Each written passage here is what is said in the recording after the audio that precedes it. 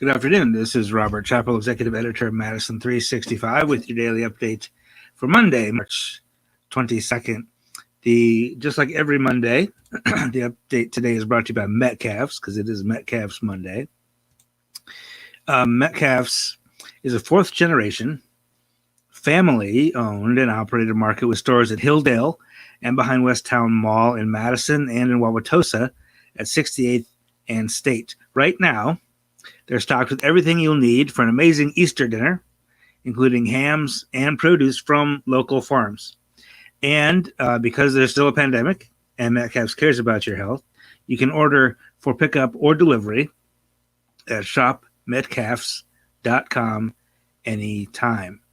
One other thing I want to mention, not exactly a sponsorship, but close, before we head into the news today, is that the Men's Leadership Summit, which I mentioned to you a couple of weeks ago,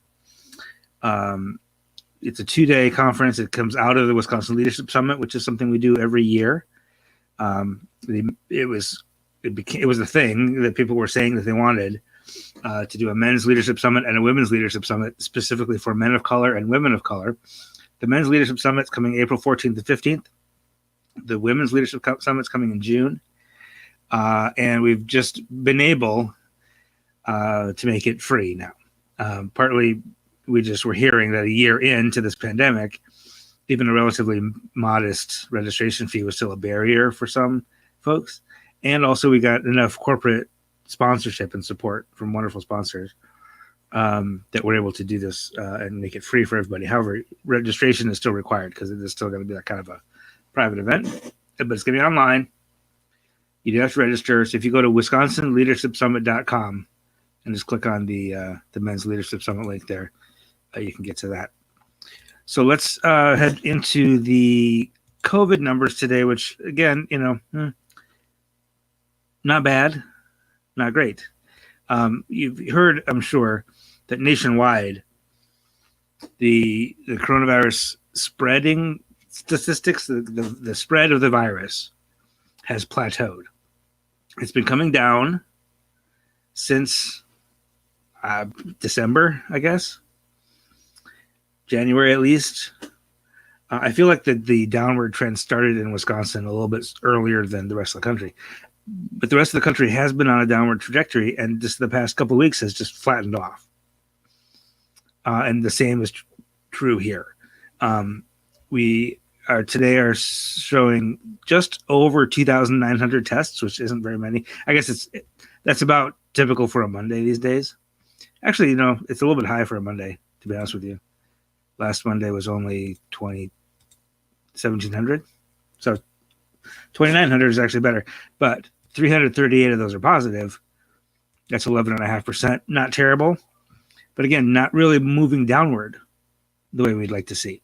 The other number that's not going down, that we want to see going back down, is the 7-day positive test rate, which right now is 2.3% for the third consecutive day.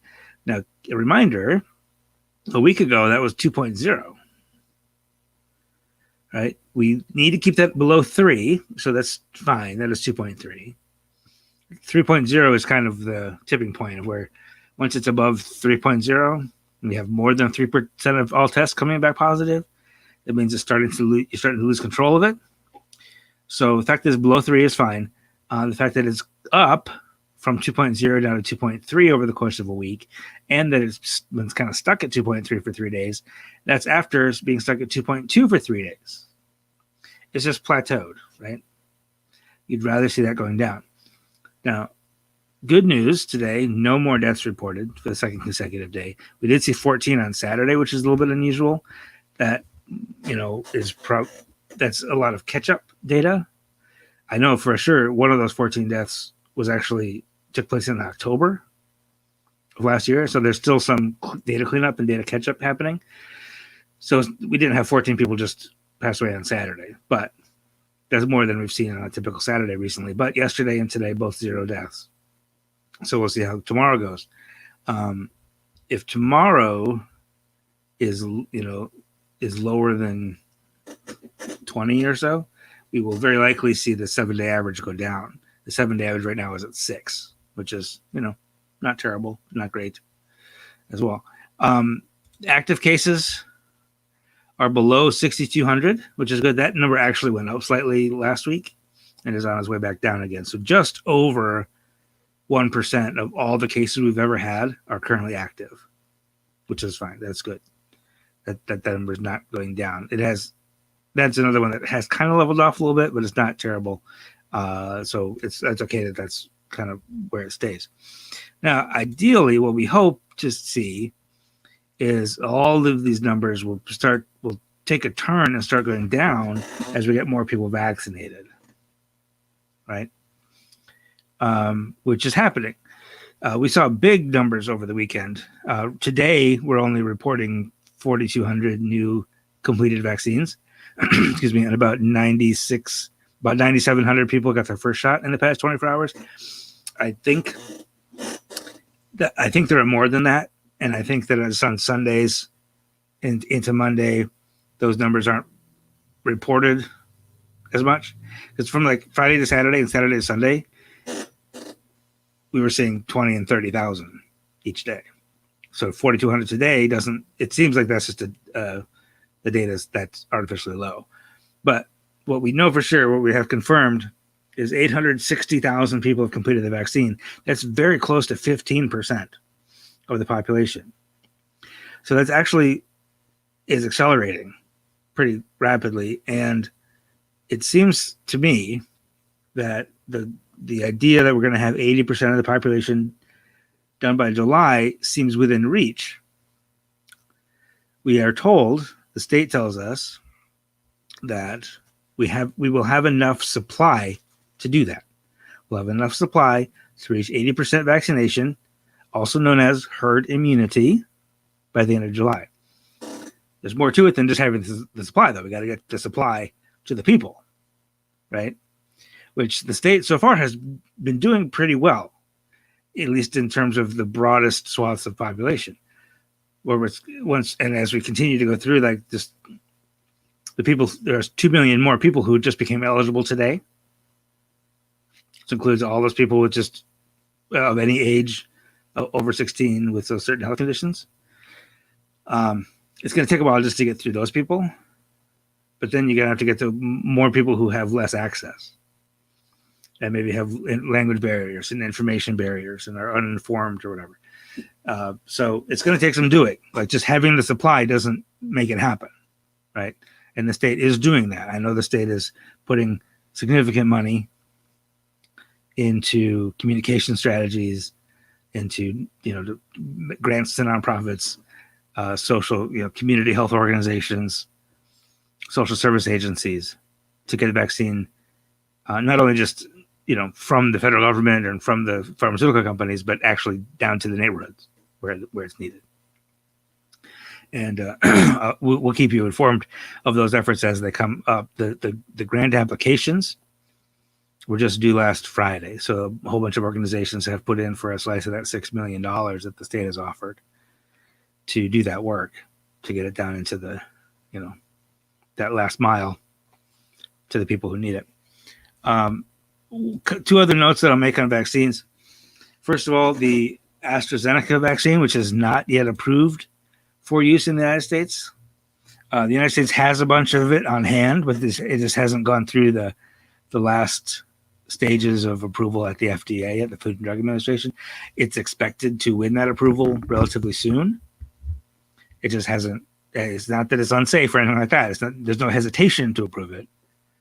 It just hasn't gone through the entire process yet. The company put out some results of their latest clinical trial. And what they found is that it is 79% effective against infection and 100% effective against serious illness and hospitalization, which means, and that's basically true for all four, the other three as well, where they're somewhere between 65 and 95% effective against all infection, but virtually 100% effective against serious disease. And that's the point. It's not necessarily to be vaccinated doesn't mean you will never get coronavirus. It just means it won't hurt you as much. It'll be a very easy disease for you to deal with because your body will have built up that immune system response, after you get vaccinated, right? Now, you may have heard about AstraZeneca being suspended in other countries because of blood clot issues. Those were found not to be caused by the AstraZeneca vaccine. That was sort of coincidence, statistical speaking. And those AstraZeneca has been reapproved for use in pretty much everywhere in the world. The United States has actually shipped AstraZeneca vaccine to Canada and Mexico because we can't use it right now because hasn't gone through that final process of approval, but it has been approved elsewhere. So the United States has these stockpiles and has actually shipped it to other countries who need it. The other note that I will mention with regards to vaccines is that Governor Evers today signed a bill that will allow dentists to administer the vaccine. This kind of makes some sense that dentists are authorized to prescribe medication. They can give you a shot in your mouth. I just had one of those last week. So I can, they should be fine to give you a shot in your arm. There is going to be an 8-hour training that they have to do, to watch for side effects and watch for allergic reactions and things like that. But they really, and this is part of the issue that I mentioned before, you can have all the supply in the world, but you need boots on the ground actually doing it, right? So if you take all of your health clinics, plus all your community health clinics, like the Atlanta Energy Center, for example, here in Madison, and then add every dentist office in the city, like this is more opportunities for people to find appointments to get those vaccines. So that's an access thing. That's a on the ground, getting it out there effort. So that's the coronavirus news. I have lots more news for you, including a mayoral race in Monona, which might produce Wisconsin's first ever Native American governor. We'll talk more about mayor, first ever Native American mayor. We'll talk more about that right after this. Don't go away.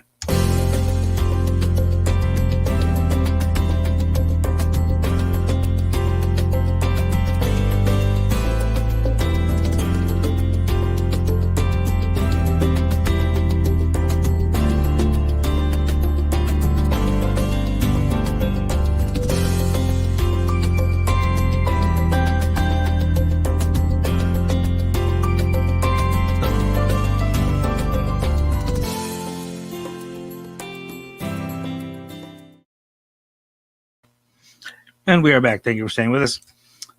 Mark Young played football for UW Stevens Point and is now the director of admissions and recruitment. And he was the guest on this morning's Black Oxygen podcast. I recommend you give it a listen. One of the things that Angela Russell, the host of that podcast, really focuses on is being Black, how you find joy, how you find love, how you breathe, how you find peace, being Black in a mostly white place. Because it's different.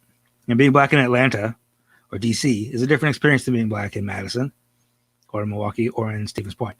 And especially a place like Stevens Point, which is, central Wisconsin is even kind of whiter than Madison is. And now Stevens Point, the UW Stevens Point has a Black chancellor and a Black director of admissions and recruitment. So it's an interesting conversation about his, sort of his path to higher education and what it means to be Black and what it means to recruit, to try to get a diverse student body there in Stevens Point. It's a really interesting conversation. Christy Goforth is an alder, member of the city council in Monona, which is right next to Madison, if you don't know, it's right just to the east of Madison. And she is running for mayor against the incumbent Mary O'Connor. And if elected, Christy will be the first Native American mayor in the state of Wisconsin. She's an enrolled member of the Sault Ste. Marie tribe of Chippewa Indians, which is based in Michigan. She grew up in an island off the UP of Michigan, just right next to the border with Canada, actually, and came here for school and has stayed. And now she is the executive director of Free Bikes for Kids, which is a nonprofit you might have heard of. And so we have that profile that our reporter Mackenzie Crum wrote up this morning. After we had that already edited and queued up and ready to publish this morning. We learned that Christie has been challenged by a couple former alders who say she's not really Native American or something like that. And we're going to look into that a little more. We thought about holding the story and like adding to it and addressing it in this one story. We ultimately decided this story, that just the profile that we had set for this morning, stood on its own, and we would leave that, and then we'll do a follow-up on these accusations and challenges, which could be pretty problematic. So we will be looking into that in the next couple of days. Excuse me. This is Kristen Calloway. She's the new program and policy manager at the Foundation for Black Women's Wellness, which is a local nonprofit here, obviously, promoting Black women's health, wellness, working on racial disparities. It started as Black Women's Wellness Day, which is basically like just a day to celebrate wellness and health among Black women. It has evolved into its own fully functioning, full-fledged nonprofit. It's got a space. It's got the Center for Black Women's Wellness on the west side of Madison. It does lots of events, lots of education, and now it's starting to move into policy as well. And it's really exciting to see this organization grow. That healthcare disparities are real, right? It is far more dangerous to be pregnant and give birth if you're Black than if you're white. It's just, there's an incontrovertible fact. And the only way to address that is through policy, public policy. So they've hired Kristen as their public policy director. She has a big job. And our reporter, Aomi Wolf, talked to her and has that profile up this morning, again, at Madison365.org. And the best news of the day for me, Forward Madison has their schedule out. So I know how I'm going to be spending my Saturdays and a couple of Wednesdays. We don't have the U.S. Open schedule yet. We don't even know exactly what U.S. Open is going to look like, the tournament. But this is the league schedule. And as you can see, the pink dates are away and the blue are home. Madison does not have any stretches of more than 2 away games at a time, which is really good. They do have the stretch in August where there's 3 consecutive home games over the course of a week, which should be, it could be grueling, but could be cool. A couple things about the schedule. First of all, the playoffs this year have been expanded to 6 teams. In the inaugural season of the league, there was 4, and Madison ended up in 4th and ended up in the semifinal and lost to North Texas.